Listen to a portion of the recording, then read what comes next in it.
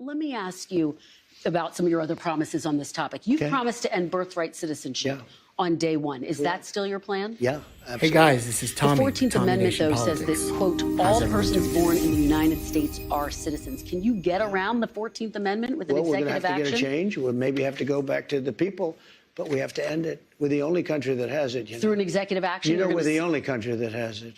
Do you know, if somebody sets a foot, just a foot, 1 foot, you don't need to, on our land, congratulations, you are now a citizen of the United States of America. Yes, we're going to end that because it's ridiculous. Through executive action? Well, if we can, through executive action. I was going to do it through executive action, but then we had to fix COVID first, to be honest with you. We have to end it. I would read into the record, for the benefit of those delegates who were unable to remain to close of session, the declarations and resolves of this first Congress. Resolved that to the recent grievous acts imposed by Parliament on Massachusetts, we cannot submit, but in hopes that our fellow subjects in Great Britain will restore to us happiness and prosperity, rather than support the Massachusetts militia, we have agreed to pursue the following peaceable measures.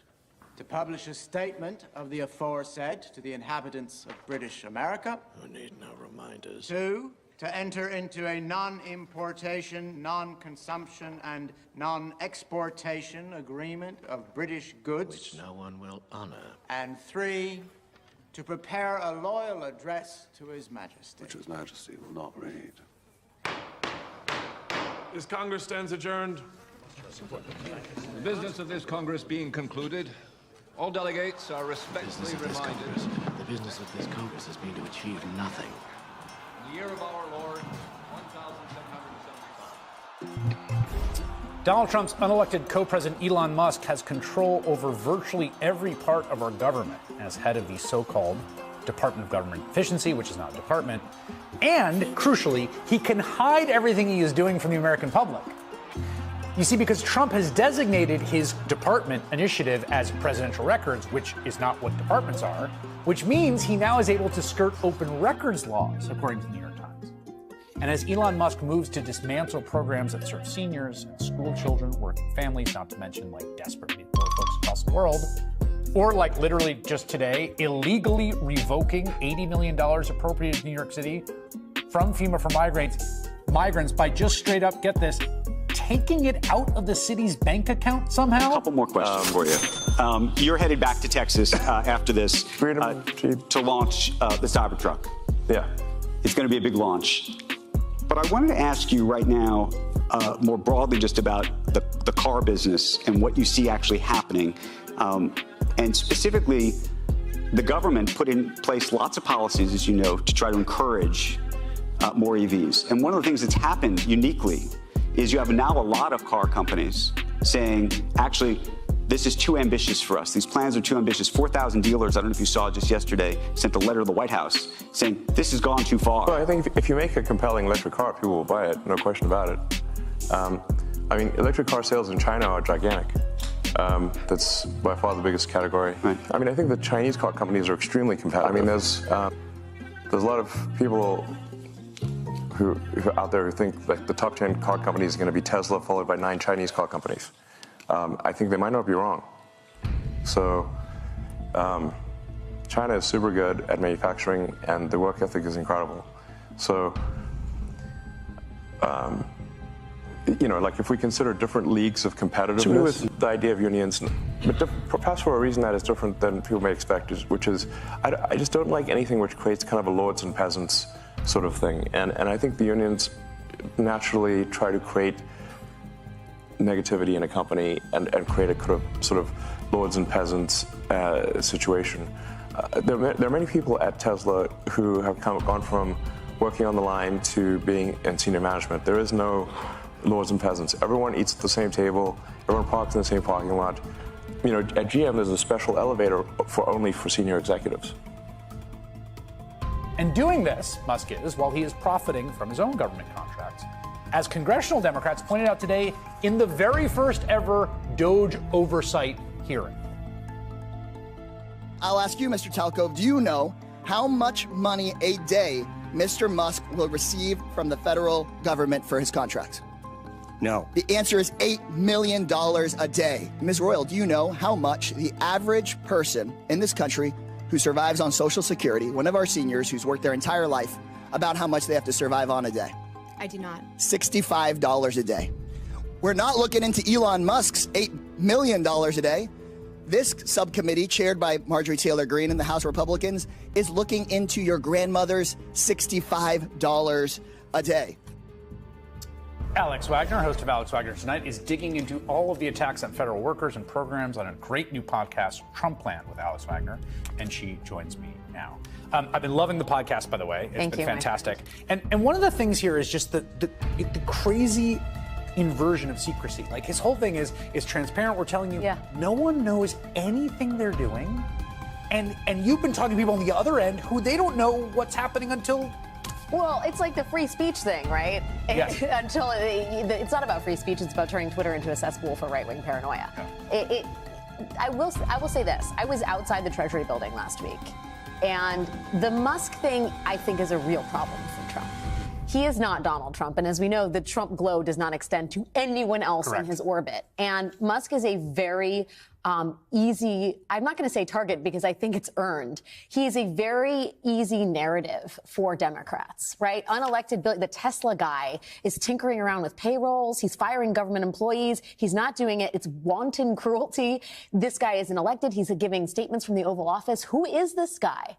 And if I saw the protest in front of the Treasury building, and it was the first time, as one of the attendees told me, it felt not like a protest, but a rally for the left. It felt like, okay, we have figured out who the enemy is here. This is different. This is a new narrative, and we can work with this because all of this is nothing the American public bargained for. That is so well said. I mean, one of the things that's so wild, too, is that there was a statutorily enshrined set of officials with the job of identifying waste, fraud, and abuse. Yes. The inspector generals.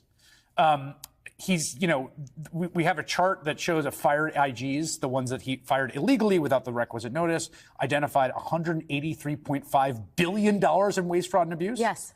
And you interviewed some of these inspectors general. Yeah, I interviewed one of whom. I think we have a little bit of a clip from him if we have time to play it. Can we play it? Let's play it. Do you have a theory about why you were fired? I don't have a theory. Nobody's given me a reason. But you could speculate it's because of our independence, that the administration doesn't want to have inspector generals who by statute are independent. I mean, the point of these guys... That's the VA, the largest healthcare provider in the country. Yes, at the VA, right? That's what he does. And these guys are also all lawyers, right? They are not going quietly into this good night. Today, Michael Missel, who's the man I interviewed in there, that IG, he's part of a group of inspectors general who are suing. There's a very clear protocol about how you fire an inspector general, and Trump and his allies did not follow it. In fact, Lindsey Graham said it was technically illegal. It is absolutely illegal, and it flies in the face of everything Trump and Musk say they're doing, which is to curb waste, fraud, and abuse. I just want to remind everybody that Section 8, Article 1 of the Constitution says, the Congress shall have power to lay and collect taxes, duties, imposts, and excises. Go ahead. I don't want you to think that I'm making this up. Go ahead. You gotta read this. You gotta read this shit. I just discovered this. Breaking news! Breaking news! Breaking news! I've got some news, guys. The Congress shall have power to lay and collect taxes, duties, imposts, and excises to pay the debts and provide for the common defense and general welfare of the United States. But all duties, imposts, and excises shall be uniform throughout the United States. That's correct, guys. That's called appropriations.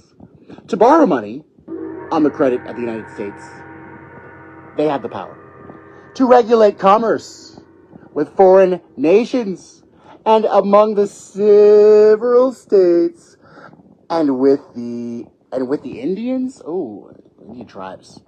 Probably don't do that much anymore. But who has the power to do that? Oh, Congress. Congress Is it Congress and Elon? No, it's just Congress. Hey, is there an Elon asterisk here? No. Nope. Looks like it's just Congress, guys. All right, let's see what else Congress can do alone. They alone have the power to do. Congress alone has the power to establish an uniform... Oh, this is interesting, guys. Let's look at this. Congress alone has a what? What do they have? What alone do they have the power to do? Regulate commerce with foreign nations? Oh, yes. Establish an uniform rule of naturalization. I mean, wouldn't that be like DACA? Wouldn't that be like, Dreamers? So Congress has that power. Oh, good. So that means the president, by executive order, cannot undermine DACA. Because Congress alone has the power to what? Establish a uniform rule of naturalization and uniform laws on the subject of bankruptcies and measures. So, hey, Congress alone has the power and the standards of ways and the uniform of laws on the subject of bankruptcies and measures. That means we can't really change the bankruptcy laws without Congress making a legislative bill that the president signs into law, and that's what the executive does. It's not crazy, guys. Provide for the punishment of counterfeits. The securities coin. Oh, so they make the coin legit. They keep the coin legit. Isn't that cool, guys? They establish post offices and post roads. Isn't that great, guys? It's almost like we have this is just for Congress. There's a whole executive part too. But I just want to talk about what Congress. Oh, Congress alone has the power to what? Declare war. Declare war. Grant letters of marque and reprisal, and make rules concerning captures, land, and water. Isn't that crazy, guys? So it's almost like the president can't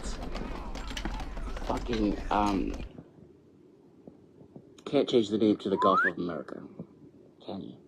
Because only Congress has the power to do that. Isn't that crazy?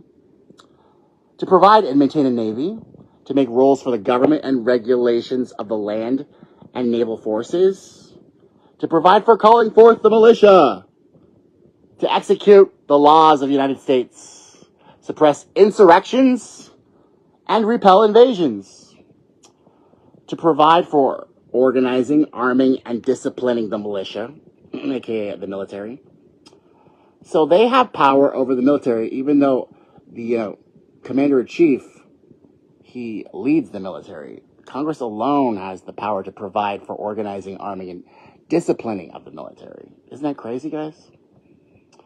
To exercise exclusive legislation in all cases whatsoever.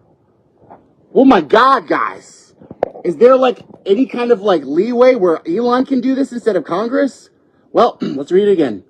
To exercise exclusive legislation in all cases whatsoever over such district not exceeding 10 miles square as by session of particular states and the acceptance of Congress become seat of government of the United States, and to exercise like authority over all places purchased by the consent of the legislature of the state in which the state shall be for the erection of forts, magazines, arsenals, dockyards, and other needful buildings. That means within our bases, upon our lands, concerning our amidst our colonies, our islands, our oceans, where our flag is supplanted. So shall these exclusive legislative exercises be given duly to the Congress of the United States, exclusively, in all cases whatsoever. Crazy, guys? So my problem with you guys literally letting Elon do this is this is why I'm calling you niggers, is that you guys are back in the old days where we had monarchs. Maybe I should call you peasants instead of niggers. Maybe you'd relate to peasants more. But this country is founded on old and very, very delicate principles and values. It has a separation of powers that ensure domestic tranquility, that promote the general welfare, and provide for the common defense in every single aspect of our nation. These delicate and very, very specific powers shall not be infringed by wealthy oligarchs. They are constitutionally mandated by the Constitution. They are constitutionally mandated, guys. They are given powers in perpetuity that shall not be infringed unless amendments are set forth by the ratification of the states. Do you understand, guys, that only a constitutional amendment can change or abridge the powers of the Congress and the executive and the executive and the judiciary branch? These three branches of government have certain powers that are constitutionally mandated, and they shall not be infringed. They shall not be abridged if by such a constitutional amendment is taking place with the ratification of the states. I have not seen a ratification of the states come out with a constitutional amendment for the Doge agency. I have not seen any kind of calling forth of an execution of some kind of Supreme Court ruling to find to find such an agency of government is actually constitutional. I would argue, guys, that the Doge agency is unconstitutional, and the Supreme Court should immediately rule on this so that it can save the delicate balance of our representative republic that gives the majority all of the things that they have asked for with their representatives by election, and protects the rights of the minority and individuals through inalienable rights of life, liberty, and happiness. Because I know that you niggers are walking around and you're like so happy about, oh, I found a penny under a couch. But guess what? That was not Elon's penny. That penny belongs to the Congress of the United States. They alone have the power of the purse. Everything that Elon's doing right now, guys, every little dollar bill or $1 billion that he's picking up and under a couch, that's not his. It does not belong to him. He has no right or privilege to do anything with it. He needs to give it back immediately, at once, to who it belongs to. It belongs to the Congress of the United States by mandate of the Constitution. So you guys take it up with the Constitution, guys. Take it up with the Constitution, our founding fathers, and take it up with them. Why don't you guys try to do that? And don't give me this bullshit about, oh, well, now we're getting shit done because we got a fucking oligarch in the treasury and he's doing shit for us. He's not doing a goddamn thing for you. And I'm lucky that there's a Constitution of the United States that mandates their powers. Because now I realize that you guys are so fucking idiotic.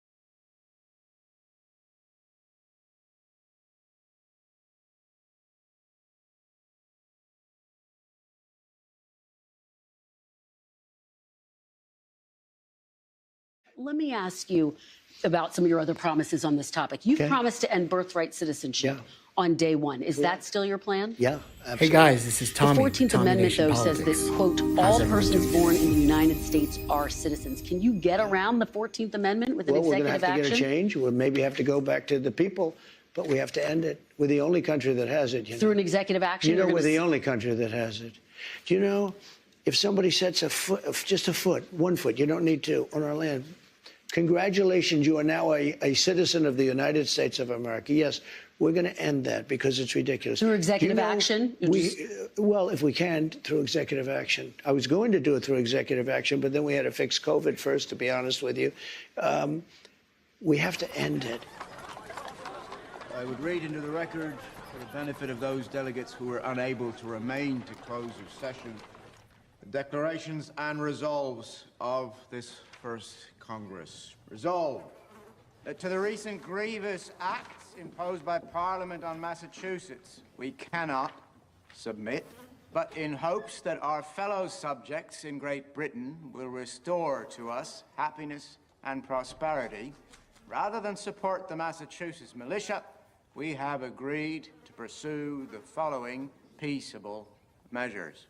To publish a statement of the aforesaid to the inhabitants of British America. I need no reminders. 2, to enter into a non-importation, non-consumption, and non-exportation agreement of British goods. Which no one will honor. And 3, to prepare a loyal address to His Majesty. Which His Majesty will not read.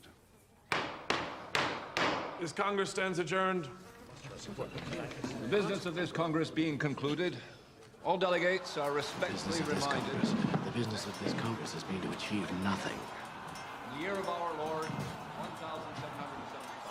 1775. Donald Trump's unelected co-president Elon Musk has control over virtually every part of our government as head of the so-called Department of Government Efficiency, which is not a department. And, crucially, he can hide everything he is doing from the American public. You see, because Trump has designated his department initiative as presidential records, which is not what departments are, which means he now is able to skirt open records laws, according to the New York Times.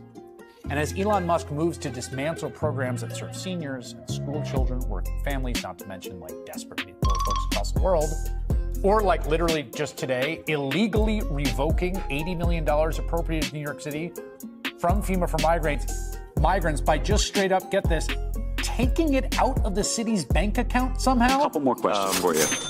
You're headed back to Texas after this to launch the Cybertruck. Yeah. It's going to be a big launch. But I wanted to ask you right now, more broadly, just about the car business and what you see actually happening. And specifically, the government put in place lots of policies, as you know, to try to encourage more EVs. And one of the things that's happened uniquely is you have now a lot of car companies saying, actually, this is too ambitious for us. These plans are too ambitious. 4,000 dealers, I don't know if you saw just yesterday, sent a letter to the White House saying, this has gone too far. Well, I think if you make a compelling electric car, people will buy it, no question about it. I mean, electric car sales in China are gigantic. That's by far the biggest category. Right. I mean, I think the Chinese car companies are extremely competitive. I mean, there's a lot of people who out there who think like the top 10 car companies is going to be Tesla, followed by 9 Chinese car companies. I think they might not be wrong. So China is super good at manufacturing, and the work ethic is incredible. So, you know, like if we consider different leagues of competitiveness, with the idea of unions, but perhaps for a reason that is different than people may expect, which is I just don't like anything which creates kind of a lords and peasants sort of thing. And I think the unions naturally try to create.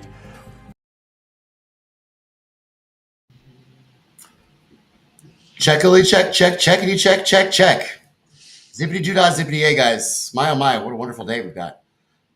All right, so can everybody see me? I'm trying to work on the graphics. Restream's got kind of like they got everything kind of mixed up. And JJ, you there? I am. I can see you now. How you doing? I'm good, sir. I'm very good. How are you, sir? I'm doing great. It's a great day. Good. Welcome back to Tommy Nation Politics. Guys, this is the author, border security agent, 24, 26 years. 24. 24 years. Yes, author, war security agent, Patriotic, and he wrote a new book. I got to read it, 18 chapters. Wow, you did it. I mean, literally, like I had to because I was very interested in what you have to say, and I want to definitely have a conversation with you about what you had to say because I believe that that's. I mean, you despite being gaslit for 4 years, you have some points, okay, and we'll get to those. But guys, just for the background, guys, the book kind of it's called Biden Administration Strategic and Malicious Destruction of America's Sovereignty. And so it's in Amazon. You can buy it on Kindle or hard copy. You have the QR code right here for you guys if you want to go to Amazon. Check it out because like I said, I read the book and it's got some very interesting, cool points about it. We're going to do some juxtapositions of those points. Where's that QR code? Man, I wish I had a producer, JJ. You want to follow those guys? All right, cool. I know. I hear you. All right, cool. So I guess first things first is that you presented an argument, okay, about treason. Correct. Now I'm going to be talking a lot to you about the Constitution and what the Constitution says about a lot of things. But first and foremost, I think it would probably be good for me to get your take on what exactly you were trying to present in this book. What was your message? What would you tell the audience? My message is, after 4 years of watching the open border, intentional strategic open border of the Biden administration, that is treason to America. That is unequivocally a danger to America. They brought in 30 million illegal aliens. You don't want to believe my number of 30 million, then we'll just go off of what Joe Biden, when I mean Joe Biden, I mean his administration, what they admitted to. They admitted to bringing in 17 million illegal aliens. I'm telling you, it's 30. That is a destruction of our country, our country's sovereignty, and they did it on purpose. And when you do it on purpose, then there it's treason. And everything that we're witnessing today is beginning. And as things are more discovered by Doge with the U.S. aid, it just goes and it further solidifies my message of what has happened these last 4 years under Joe Biden. So there's no doubt with the statistics. I'm not going to doubt your statistics, especially somebody like you, JJ, who's literally been at the front of that. And I said you're not being gaslit about that, but talking about the and treason, like you said, it has to be on purpose, and the Constitution really is specific about that because the founding fathers really wanted to make sure that we didn't accuse our political rivals of treason in order to get them Absolutely. out of. They were very careful about that. So they only made two parameters. One is a witness of two, which would be someone on the inside that would have been able to testify as to premeditation, correct? And then also of course, on purpose. Like there was a case about Aaron Burr's back then, guys, and they were like an assemblage of people didn't come together. It was maybe a conspiracy, but there was no assemblage of people coming together for that case. So it had to be literally intentional to overthrow the government and to take power. So what's your argument for that? Okay, let's take it point by point. So the first point is it had to be intentional, correct? Mm-hmm. As the Constitution says, it has to be intentional. So as I was a deputy patrol agent in charge in San Diego sector, meaning I was number 2 in charge of a station in San Diego sector. So on Joe Biden's first day in office, I witnessed 94 executive orders cascade down from Washington, D.C. into my inbox, obliterating every immigration policy that Donald Trump had in effect and had the most secure border in the history of America. And I saw the numbers because I get the daily reports every 24 hours when I came to work at 5 in the morning, that we went from 500 to 600 illegal aliens cross our border every day under Trump as we were trying to shut the border down to over 5,000 every single day of the 4 years, and it topped out over 20,000 a day. Now, you say, well, JJ, that's just policy. No.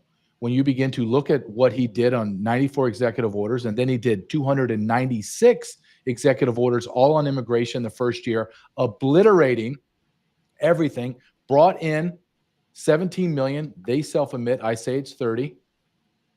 just like people are watching Donald Trump sign executive order after executive order after executive order. Yes, he's doing that. How did he do that? Did he do it on the day that he walked into the Oval Office on January 20th of this year? No, he did that months ago. He had a team sitting down with him saying, what am I going to do? Same thing with Joe Biden. He sat down with a team and decided, what is my first moves? And his very first move wasn't to try to drill for more oil or help the homeless or whatever you want to choose. His first order of business was to open the border completely wide open. And then when you dive into policy and his ignoring policy and creating ignoring law and creating policy out of whole cloth, this was not bad policy. This is not stupid people doing stupid things. These are very intelligent people doing very strategic things. And then when you say, well, was it harmful to the United States? Well, yeah, it was harmful to the United States. Do you need to have more than one person say that that's true? Well, here's one person. I can bring in another 1,000 that worked with me and said, yeah, I watched him unravel the border. So, but it's not really like one person saying that it was harmful. It was one person saying that he literally premeditated, conspired to overthrow the government. And I would have to argue, as a leftist, now, you right wingers have a different mindset than us, and I appreciate that you think that we want to feed the hungry. We do want to feed the hungry, but the Democrats, the left, they're not the left. And so one of the things that I try to get across to people is that their literal responsibilities, and you saw this during the RFK confirmation hearing, it's not JJ. It's not helping the hungry. We want to help them. The Democrats don't want to do that. They're called bureaucrats. What they want to do is they want to make sure that government is streamlined, efficiency, okay? So the thing about the Trump administration in the last 4 years was that he wasn't taking care of any kind of policies, as opposed to like what they want to do with the deep state, right? Because of course— No, wait a minute. Hold on a second. Are you saying that Joe Biden or Trump didn't follow policy the last 4 years? No, Trump not didn't follow policy. It's that Trump didn't listen to all of these people in his ear. Remember when they wanted him to go attack he wanted to get out of the Kurds, and they were like, no, you got to protect the Kurds. And USAID was like, no, you got to stay in Syria. And he wasn't listening to people. Chuck Schumer said he was being very rude to the intelligence agencies, right? Chuck Schumer, yeah. So the Democrats have a thing. It's called, we want to make sure that all the people that are talking in our ear are consultants. They want to streamline these things. They want to make sure that these things are taken care of. So that's why during the RFK hearings, Chuck Schumer said, you know why RFK is not qualified? It's not because he's a vaccine, what they call conspiracy theorist. It's because he's had no administrative state. Like he's never been on the board of life. Okay? Great. That's a plus, right? I agree with you. But these Democrats, they think that that's a plus because they're part of the bureaucracy. Does that make sense? Does that make sense to you? Yes. Well, yeah. And then we have to eradicate the bureaucracy. Now, when you go back to, and I know what you're saying when you say, okay, well, you said Donald Biden did this intentionally. Well, how was that going to overthrow the government? Well, obviously, let me just walk that through. You brought in 30 million people. There's 50 million illegal aliens in America right now. 50 million. I could walk you through how we got that number. And some people believe that is conservative. Those 50 million illegal aliens have a reproduction rate of 2 to 5 times U.S. citizens that are not even a reproductive rate, replacement rate. So when you do that and you realize, wait a minute, U.S. aid paid international NGOs tens of billions of dollars to bring 30 million people to the border, then DHS funneled money through FEMA to pay tens of millions of dollars for domestic NGOs to bring 30 million people into America.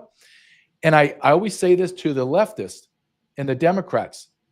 You agree with what I just said because it's factually true. It's not even arguable. What you and I are having the disagreement on, you think it's not purposeful. You think it's not harmful to America. And I'm telling you, they did it purposely, intentionally, strategically to fundamentally transform the United States of America. And they did it through demographics, not race-based, not ethnic, not religion. They did it from a demographic shift from citizens to non-citizens. For what reason? For what to reason? fundamentally transform America. Why? Because the leftists hate America. They hate what we are because they tell us. I don't have to come up with these things. They tell me we're xenophobic.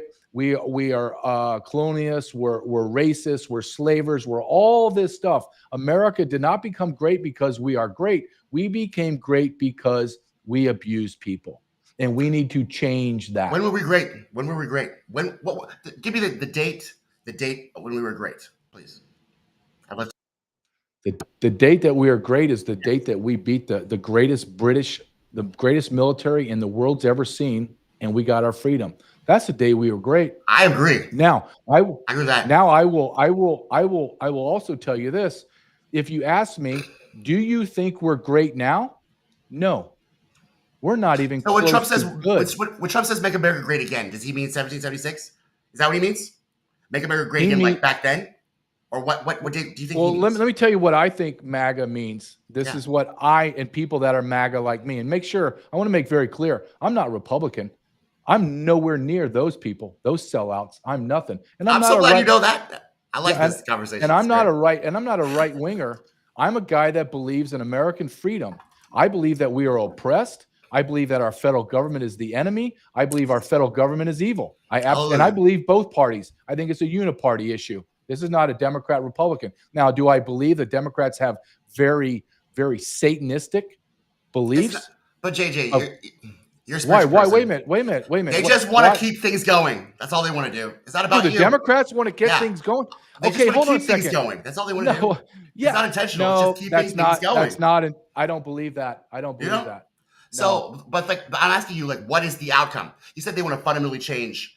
Okay, so this is what I think Trump means by Make America Great Again. I think Trump means by Make America Great Again. I think he means back before segregation, back before Jim Crow. That's when you guys didn't have all these problems. Yeah, we'll see. Yes. What? Oh my God! I can give you an argument on that. You probably don't believe that. Absolutely. But that's what it sounds like. I don't know. That's what it sounds like. No. Because JJ, let me just finish this. Okay. That's when Americans had the income to be able to go on vacations. That's when they had pensions. That's when they had 401ks, and they could have children, and they could pay rent mortgages, all on the sum of $20,000 a year. Okay, but how's that have anything to do with race? I don't understand the connection between race. Well, because ever since segregation, ever since that affirmative action happened, the Civil Rights Act, and I'm not calling anybody's racist. But Civil Rights Act is not affirmative action. Hold on, no. Words matter. Words matter. Okay. Affirmative action has nothing to do with civil rights. I'm not saying it did. Okay, so let me backtrack. During the Lyndon B. Johnson did the 1964 Civil Rights Act. Number one racist, an absolute racist. I agree with you. Absolute racist. Democrat. Joe Biden was a bigger racist than Trump is. Trump is funny. He's a Trump fun. All these old guys to me, racists, but Trump is funny. Do you think Trump's a racist? You really think Trump's a racist? I do. Whoa. It doesn't affect the Okay, hold on. This is a huge statement. Okay, hold on. This is coming from a white man, right? And I don't think you're racist. You don't think I'm racist? I don't think you're racist, but I think Trump is. Okay. Tell me why. It's not about you. No. But I want to know, because this is something that's been leveled against me my whole career. Why? Because I'm from the South. I'm a big, strong white guy, and I was in the Border Patrol. The funny thing is, I was born in Massachusetts. Like me. I was born in Massachusetts. I was the minority in my agency. 60% of my agency in the Border Patrol is Hispanic. And I grew up in the South. So what? So I need you to tell me, or I'd like you to ask you to tell me, why do you think Trump's a racist? And not your feelings. Tell me specifically. That's a hard charge for someone to carry. So why? Yes. So I don't think that he is racist as in like the Klan racist. There's different levels of racism. And you, by the way, I'm from Texas, okay? So I'm used to big, strong white guys all the time. In fact, I find them very helpful when I need to move things, okay? So I love you guys. And I kind of understand, like, even if you were racist, like, would it really bother me? Because, JJ, the reality is there was a white supremacist. It wasn't just slavery, okay? You have to think about it like this. There was, like in Rome, you could literally just win your freedom, right? But for about 150 so years, there was a time in America where they didn't just do slavery, bro. It was a white supremacist system where if you were black, you were inferior and you couldn't win in a Coliseum. You had to go papers everywhere. It traumatized us to the point where we still kind of find ourselves, we look at ourselves and we wonder, are we inferior, every once in a while? Because we're so traumatized by that. But on the other hand, it's affected every part of our government. That's why we call it systemic. Okay, but wait a minute. Maybe we have some. It's a long story. Okay, but why is Trump a racist? I don't understand. So Trump lived with a daddy. Okay, and his daddy built a lot of things, and his dad he looked up to his dad, right? He looked at his dad. He inherited his business, right? And so with that business came a lot of policies in his business, like the Central Park Five. Why do you think he thought the Central Park Five were guilty? Is it because they were black? I'm not sure if in his mind it was because they were black, but in his mind, these people were undesirables. Does that make sense? So you're making a lot of assumptions here. I'm not really. Yeah, you are actually. What was the assumption? What's the assumption so far? That he thought that the Central Park Five were guilty because they were black. Well, why? No, I didn't say that. I said I don't think in his mind. I just said I don't think in his mind he thinks that. But he thought they were undesirables. Why do I know that? It's because he put a full page article out in the New York Times, JJ. Who does that?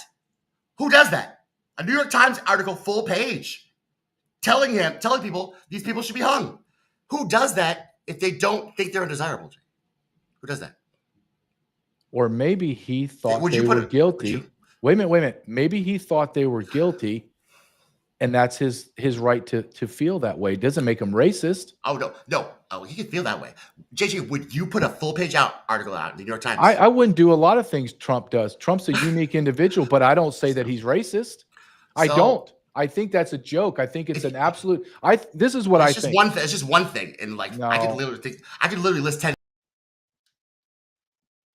I'd rather have a conversation about your book, honestly, because no. I find this fascinating. Things. No. Wait a minute. I find this. I don't care. Does it affect me? Not right now. Not right now. It doesn't.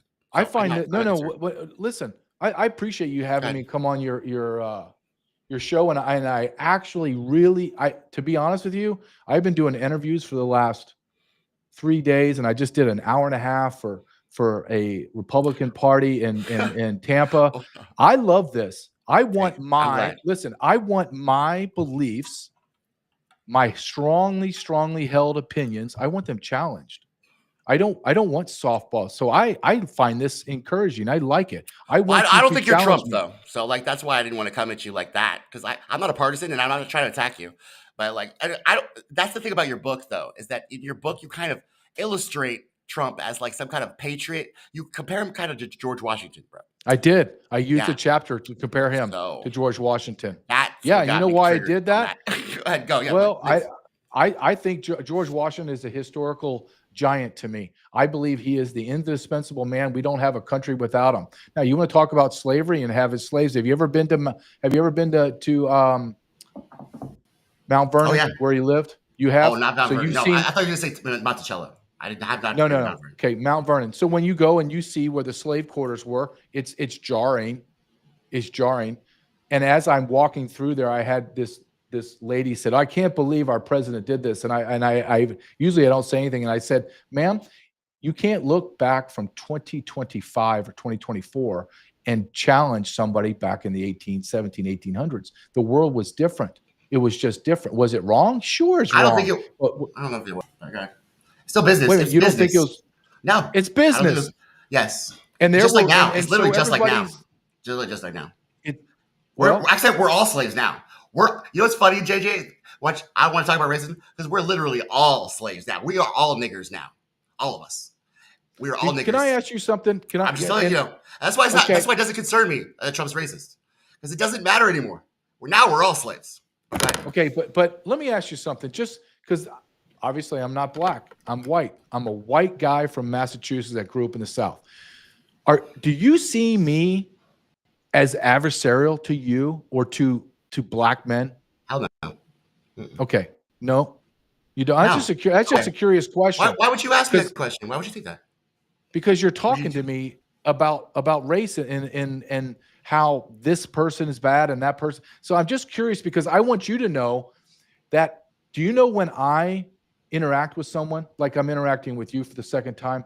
Yeah. I don't even really recognize, like, if didn't have you on the screen and I hadn't seen you, and I don't think we talked since 2023, I think it was. I probably won't even remember you're black or white. Nope, I don't care. I don't believe America cares. You raised the issue. Come on, JJ. You raised the issue. You said they were fundamentally changing. You just said you're fundamentally changing the demographics of the country. I said for what reason? That's what started this conversation. Wait a minute. I'm not putting the race card. Did you hear what I said when I said demographic change? I said it was not race-based and it was not ethnic-based. It was based on citizenship. Now, when you look at 12 million, 17 million, 12 million that they identified and released, meaning the Border Patrol arrests 12 million, they released 97% of them. Yeah. When you look at the arrest data, this is where everyone gets all jacked up on race. Well, you hate Mexicans, right? You hate Mexicans. I go, whoa, okay, hold on. Number one, you're so grossly ignorant, it's frightening. Do you know that less than 30% of the 12 million were Mexican? Less than 30%. Who was the other 70%? 180 nations out of 195 nations on planet Earth. This is nothing but a citizen versus non-citizen. Who's easier to control? Who's easier to control? Someone that can read, write, and critically think like me and you, or a peasant from the third world that is illiterate in their own language, can't speak or write or read U.S. citizen or English? Who is going, and they're 100% dependent on the government. Who can you control?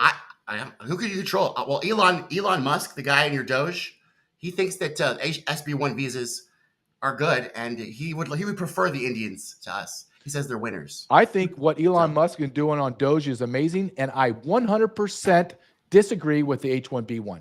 Absolutely. You want to talk about the destruction of the STEM? You want to talk about the destruction of coders and everything else? Do you know that the coders that live and work in Silicon Valley are still on 1980 wages? Why? Because we continually bring in illegal aliens or legal aliens to take over our jobs. When are we going to take care of Americans first?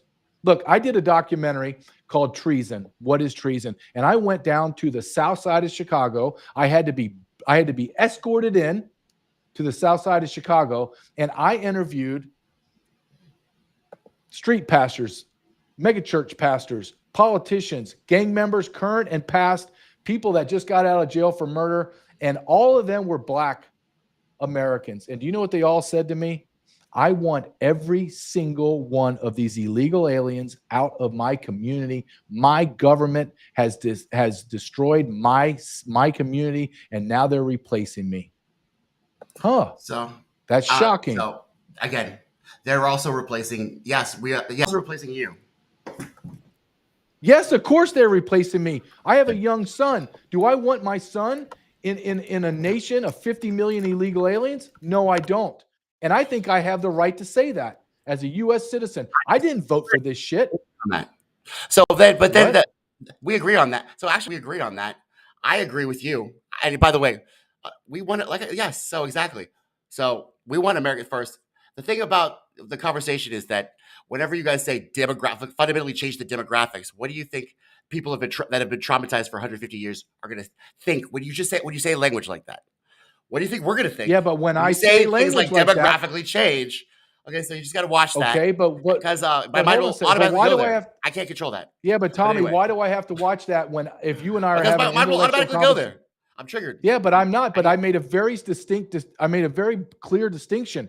Demographic change, not race-based, not ethnicity, not religion, solely citizen versus non-citizen. I made that very clear. So now I think that's very clear. Yes. So now you made it clear. So now we can have the conversation about you don't want that. It's happening. And Elon Musk is championing that. And you want him in the treasury. To what? Make America first? Make America great again? Because what do you think his agenda is? And so you support him. So I need to see this. I feel like this is cognitive dissonance, JJ, with you wanting this guy in the treasury who literally does not He wants you. He said, quote, on his Twitter, take a step back and fuck yourself in the face. And you want him doing Doge. Okay. Yeah, so, I do. please. He's already saved us several $1 trillion. That's a T. That's not a B. Trillions of dollars. So I listen to what Donald Trump does, which is amazing. He takes people that are experts in the field, and then he gives them very, very defined boundaries of what you're going to do. Elon Musk is not going through the Immigration Nationality Act and changing laws and putting together policy. No, he's not. Not yet. Not yet. Well, I'll be the first one to say I don't want him anywhere near it. Now, if he's going in with his geek squad and he's destroying all the corruption, hell yeah, I'm all for it. Just like look, I don't believe in half the stuff RFK Jr. believes in, but I do believe that he is the absolute perfect guy to run HHS because he has a very defined, strict guideline of what he can do. I'm all for it. Am I Tulsi Gabbard? I don't like Tulsi Gabbard. She's all for abortion and all this other stuff. I'm not totally in, but I am in for her because she knows about Intel and she knows how it's been. Yeah, abused. she knows about it. She knows about it. Yeah. She knows firsthand about that. Yeah. Oh god. So but hey, so the thing you said, strict guidelines. There's a guideline called the Constitution. And the Constitution, under Article 1, Section 8 of the Constitution, it strictly says, I said this in my pre-video, that Congress alone shall make laws about spending, about budgeting, and about any kind of monetary exercise. Exclusively in the states, exclusively whatsoever. Exclusively whatsoever means they are only exclusively allowed to do that. Now, the Doge agency, by the way, created out of what? Because Congress is supposed to create agencies, right? It says that in the Congress. It says that in the Constitution. They haven't. Let's just put it that way. Congress hasn't done anything, JJ. They haven't done anything. They're lazy. They should. I wish I could make $100,000, have free health care, and do nothing. They're literally welfare queens. But they do nothing. Constitution gives them the power alone, exclusively, whatsoever. So I'm just saying that if you want to talk about strict guidelines under the guidelines of the Constitution, you might think this is a good idea. But who is the chief executive? Wait a minute. Who's the chief executive over the executive branch? That is the Treasury and all those departments. The chief executive? The president. Yeah, the chief executive is the president. He can only get to those funds with the Congress. With the Congress, legislation makes him sign the bills to execute. To execute. No, I disagree. Now because he's the executive. This is the executive branch. The Congress is the legislative branch. Correct. So if the executor comes in and says, "Hey, the Treasury misplaced $4.7 trillion," is the executive supposed to say, "Hey, Congress, can you go? I know you haven't done anything." Yes, they is. Whip the vote. They have a whip. There's literally a whip there. But JJ, it's true. I mean, that's why our founding fathers. 50 years we've done this. I know we have three branches of government, and the executive is over the executive. And if they're not over, they are literally checks and balances. There's checks and balances. Yes, I agree. Legislates. So what? They sign the bills. So when the Congress fraudulently steals from the American people by trillions of dollars through the executive branch's authority, meaning over his purview, the executive branch can check the legislative branch and say, "You guys are failing. You just missed $4.7 trillion. Where did it go? All of you people are millionaires. You make $175,000 a year, and you're worth $150 million." I agree with you. You stole the money. The thing is, that's when the judicial branch is supposed to come in. It's the Supreme Court, by the way. And right. They don't have jurisdiction over this stuff. They do. No, they don't. There's checks and balances. They all have a different part to play. The judicial branch cannot go into the executive branch and tell the chief executive what to do. So if the executive branch has a concern about thievery or any kind of misexpense, what he's supposed to do is the Supreme Court is supposed to take up that position and have and rule a precedent on that, and then they can act. So, like I said, checks and balances. Yes, yes, correct. The only way that Yes. No. Yes. I don't understand how you think it works. Because the executive branch, because you just made an accusation. Who is the executive? Who is the CEO? Who is the CEO over the Treasury right now? Who is it? There's no CEO of the Treasury. This is no, the executive branch. The president is. Yes, he is. Okay, so could you find that for me in the Constitution, please? I got my pocket Constitution right over there. Yes, please, because we have Yeah, there's no CEO of there's no CEO of this. We're a sovereign nation. There's no CEO. I'm using that as a metaphor. We're a sovereign nation with checks and balances. I know. I'm very aware. We're a sovereign nation with checks and balances. I'm very aware. Sovereign nation checks. I'm very aware of the checks and balances. Okay, I'm not mad at you, but I'm just trying to emphasize the fact that that is a bad analogy. Okay. Bad analogy. I'm just who has direct or the executive oversight of the Treasury? Congress. No. Yes. No. And no, we had a disagreement. That is not correct. I disagree, and it's not constitutional. I just gave you Article 1 and Section 8. Okay? You said, let me get my pocket constitution. I was ready for you, JJ. I was ready. I'm ready for you too. I'm not backing down. Yeah, so I'm not saying, oh my God, let me. Conservatives. I was ready. I gave you Article 1, Section 8. Now you tell me what part of the Constitution gives executive branch any part of the Treasury, any part, zero. But find it. You want to let's take a break, guys. I'll give JJ 4 minutes. To find in the Constitution where the executive branch has any part of to assume that the executive branch has no authority over running the executive branch. Do you hear what you're saying? Yes, no, zero. I disagree. Well, you can yell all you want. You're going to yell all. I don't need to find. I know that the executive branch. You just made an accusation. You didn't find proof. So I'm going to give you 4 minutes. No, I don't need 4 minutes. You go to commercial break. I'm not going to go look at my Constitution. Oh, you're not? No, I'm not, because I know the executive branch has authority over executive actions. You don't have any proof or evidence, but you know that. Okay. Oh, God. So anyway, moving on. I don't believe you. So you could have convinced me. Okay, well, I don't believe you. You could have convinced me, but you don't. Okay, well, it doesn't really matter. Does it really? Does it? In the end of the day, I'm just sad. It's just sad that you guys keep making accusations and you don't have any proof to back shit up. It makes me mad. But go ahead. I wish you did. I wish you had evidence and proof. What am I not proving? Accusation after accusation, and you tell me that you just jumped a race when you just made an accusation that Congress has there's an executive CEO. There is not. No, okay? I didn't say there's an executive CEO. Insults my intelligence. No, I didn't say. I've read the Constitution, and I'm telling you for a fact. You might have. I'm not. Look, would I go to your border and tell you where things are? No, but you're going to tell me. So that's weird. Because I read the Constitution. I know it by heart, and I can tell you for a fact there is zero executive authority, zero. And that's so what makes me what mad, is the president you don't have? Understand. Hey, wait a minute. You understand that I literally have. I'm an expert. Am I going to be able to ask a question? Am I going to be able to talk? If you don't make any more accusations, and just tell me facts, but please, because just do that, and that won't make me angry. But just don't do anything you say. Please back it up with facts and evidence. That's all I ask. Please, go ahead. You're trying to make an argument that the executive branch, which is 1/3 of our government, has no oversight of executive branch. No, at Treasury. There's the money, the power of the purse. Yes, the power of the purse resides in the Congress. However, what? You said no? Correct. No, I said correct. Yeah, correct. I do know that. The power of the purse it sits in the House of Congress.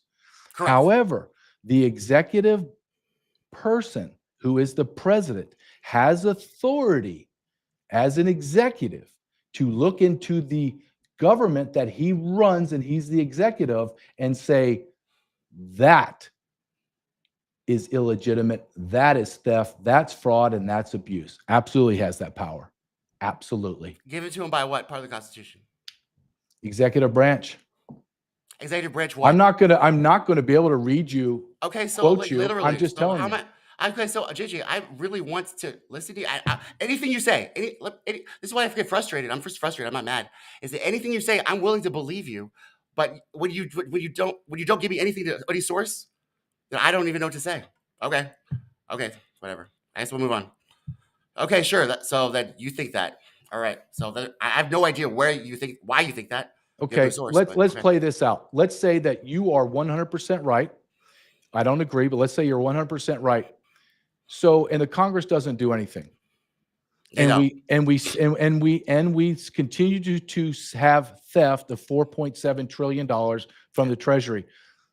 What? So you're telling me the executive branch has no oversight over that? So in the Constitution, it says that if the Congress is not fulfilling their duties and obligations, it says that there's a constitutional amendment. So that's the part where the amendments come into play. That's Article 10. So that's why the states need to ratify, and there needs to be 2/3 of states. You know about the ratification, and the constitutional amendment shall abridge that part. And so you could actually, you know what? You could actually have your Doge agency. You just have to make an amendment, just like the Democrats did when they made the Agency of Homeland Security. They did that. Okay, they did. So yeah. I disagree. Okay, so what other way is there? Because this guy just walking in, I'm the CEO. That's fraud. That's fraud. That's fraud. That's fraud. Here's fraud. So then what? And it is fraud. So like that's why we need like a court. That's why we need evidence, preponderance evidence. Because if you're gonna make accusation, then all of a sudden, then there needs to be a trial, right? We need to produce the body. I agree. I agree. So then you can't just make accusations. I not only want the accusation, I want these people brought in front of court, given the constitutional rights, and when they're found guilty, I want the maximum punishment possible on them. So when are we gonna do it? I'm in. So when I'm in. I want it. It should have been done already. So why not that? Why not that instead of the Doge? I like your idea more, JJ. I like your idea more, honestly. Just I like your idea more.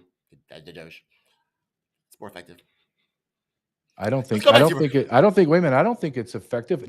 There's not one thing that this government has done effectively except I said your idea. Your idea was effective. But I'm just saying what we have been doing in our government has been anything except effective. It has been stealing the theft of our money, our time and our talent and our treasure.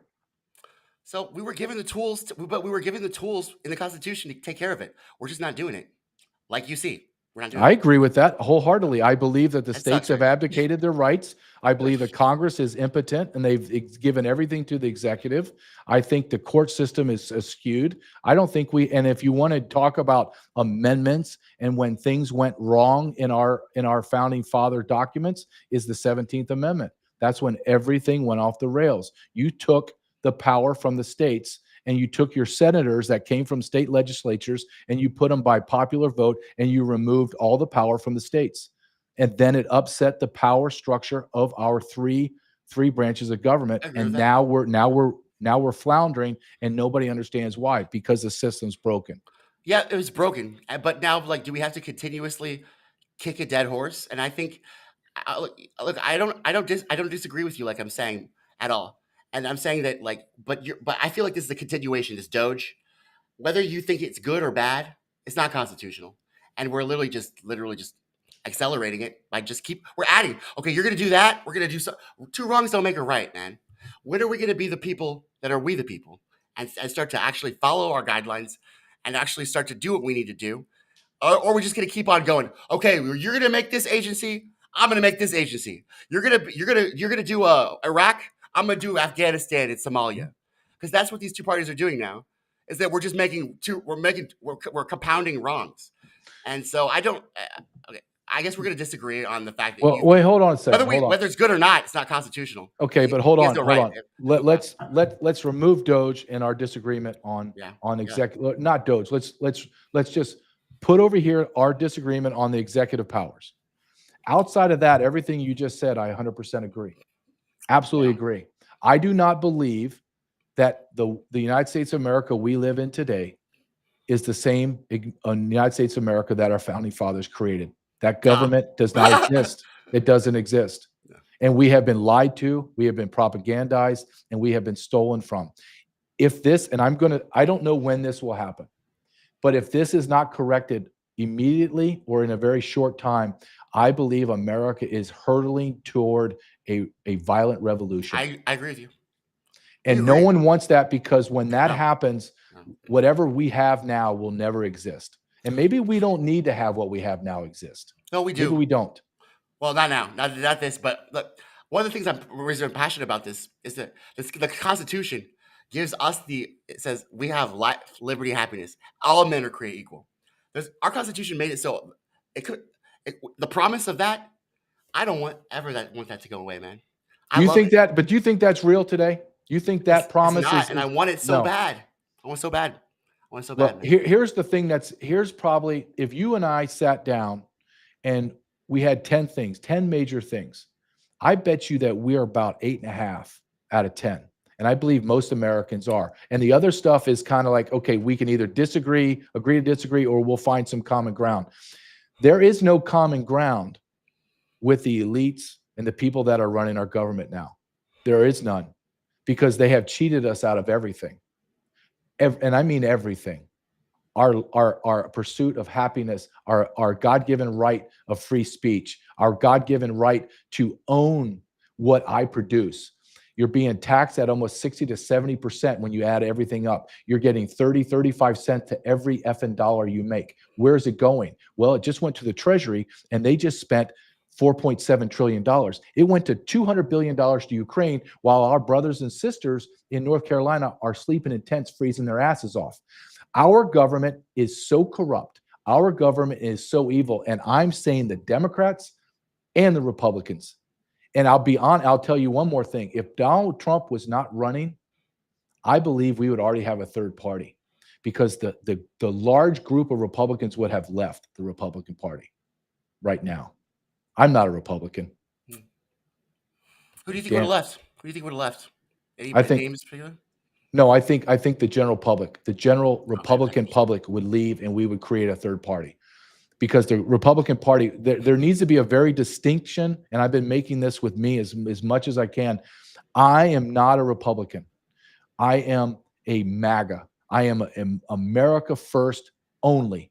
And if you told me list the things America in all the nations in order, I would list America from 1 to 100. And then if I had one more red cent that was in the black, meaning I had money in the bank, then we can talk about foreign nations. But I wouldn't give a red cent to anyone until we have all the money that we need in America to take care of Americans. And until we get to that point, I don't want to hear a damn thing from these politicians. But we have to be able to speak this way and demand change. And I'm going to be very honest here. I do not believe we will ever get that change until there is a violent revolution. I don't. I don't either, but I don't know if we can keep saying that. Like, I don't. Can we keep saying the truth? Can we keep saying the emperor has no clothes? I don't know. I agree. I'm on the same page as you. I don't want to do that. I don't want a violent revolution. There's no other choice. These guys will refuse. They refuse everything. They refuse everything. They tried to kill Trump twice. I know they did. And so they'll try to kill RFK. They sandbag Bernie Sanders. And by the way, so your book also let's talk more about your book. And by the way, JD, like I'm just to say, I love you. I read your book, and I agree with you most of you say. But you're not going to get like a softball interview with me. I'm a leftist, and I'm a real leftist. Okay, so just so you know, this is what happens when you come to Comrade Tommy Nation Politics. But let me tell you something. Again, I don't. I wish all my conversations were like this. I want to be challenged about That's why everything. No politician will ever come on here. No politician will ever come on my show because they know what will happen. Well, let me tell you something. Before you go on, let me tell you, I testified in front of Congress in November, and I'm going to tell you right now, all of my worst fears were confirmed. The people that run our country are the dumbest people in our population. That is a fact, and that's why they won't come on your show, because they have to think and articulate, and they cannot. They read a cue card. That's it. They are the dumbest people I have ever been around, and I have been around some dumbass people, and they're the dumbest. Amen to that, bro. Are they dumb though? I think I think I agree with you with the fact that some of it's malicious, or maybe it's the prostitute mind of sucking dick for checks.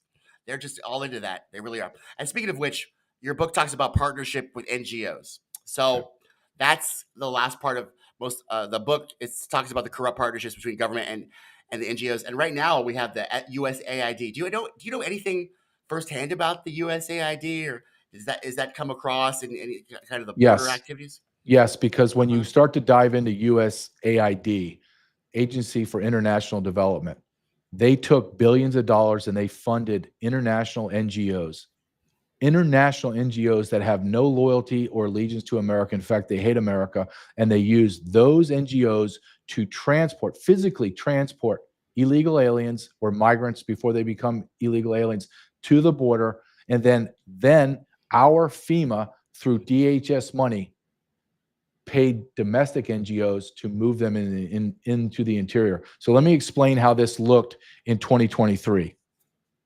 You all remember when there was 15,000 Haitians or Venezuelans, or I don't even give a crap anymore. They were under a bridge in Texas, and everyone lost their mind. Like, what? When you see 15,000 people under a bridge. So what did they do? They expedited the money for the NGOs, Catholic Charities, Jewish Family Services, Lutheran Family Services, on and on and on.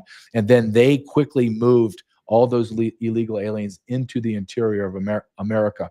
You cannot, the United States government does not have the facilities, the wherewithal, the personnel to move that many people. They had to make an evil partnership. I spoke to a very good friend that works in DHS, and he actually cut the checks to the NGOs, like physically hit the electronic fund transfer button. And I asked him, what is the largest check you cut?